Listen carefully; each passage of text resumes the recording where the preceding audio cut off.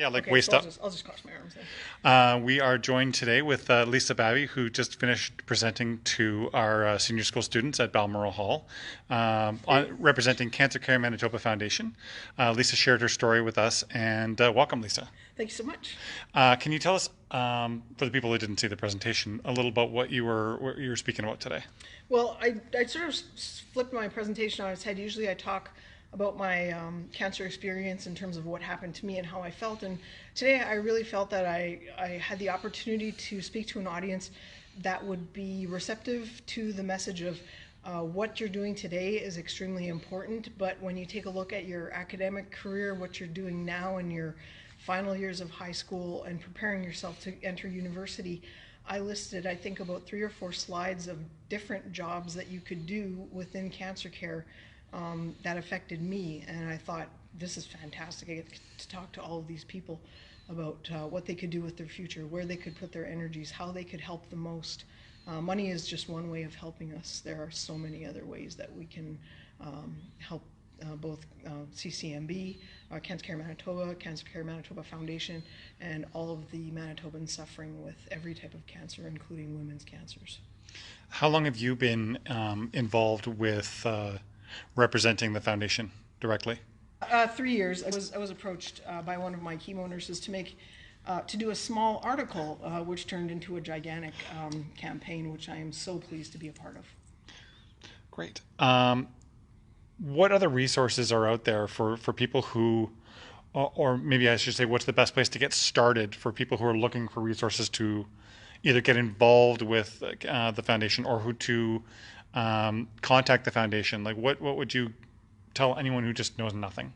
I would say go to the CCMBF website on the internet, and there should be a drop-down list that'll give you some information of how you can get involved, whether it's through annual giving, through through events, or if it's through volunteering directly with CCMBF and working within Cancercare Manitoba Hospital. Is there anything that you do lifestyle-wise that you find very important that people could take on and help live a healthy life for themselves?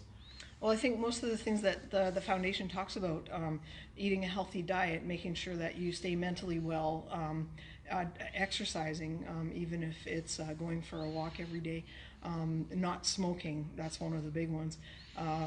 Those are, I think, some of the big things that we can think about in terms of cancer prevention. Of course, we can't control the things that are in the environment that might affect us, but there are certainly things that we can do ourselves to reduce our risks. Is there anything else that you would like the general public to know about what Cancer Care does, or what supports you've received? Like, just anything about your story that you would love for everyone to know?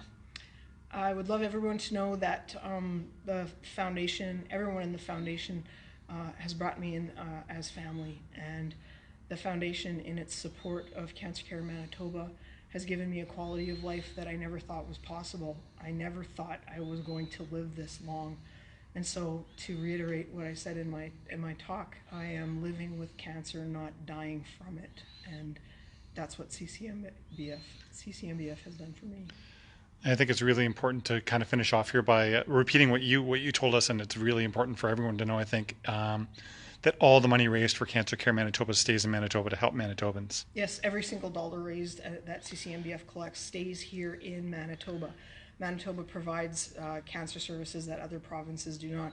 We are lucky enough that we have a foundation that is extremely well run and takes very little money for administrative costs. So all of the money that's donated stays here in Manitoba and goes directly to patient care research and so many other things that the foundation is in charge of.